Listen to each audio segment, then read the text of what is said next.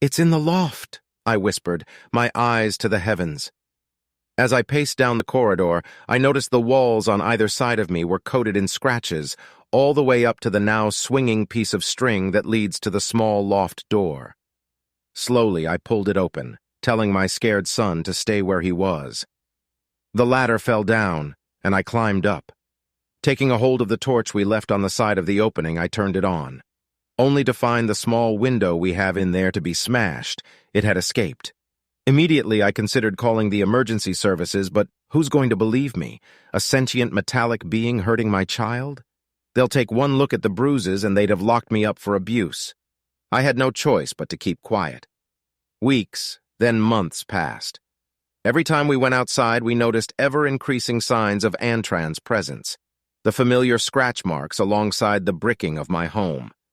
Plants had been disturbed, patches of mud leading up to the windows. I feared for my son, taking him to and from school, never letting him out of my sight.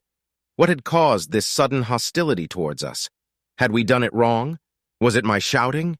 I found myself speaking out loud in the evenings, apologizing to the walls, to an empty room in the hopes Antran would hear, hoping he would stop the taunting, the endless stalking of my home. But my attempts were in vain. If I had known what would come, I wouldn't have slept that night.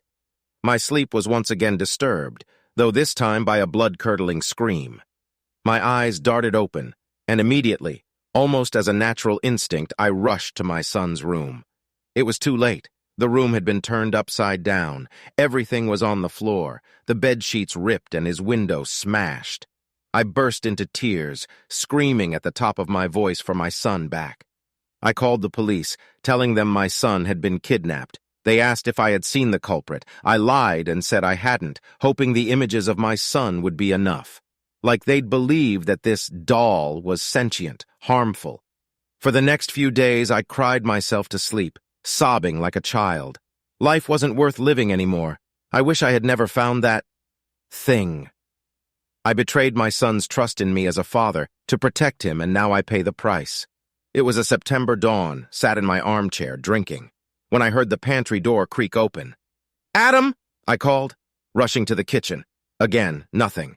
Except there on the kitchen counter, Antran's favorite red toy car.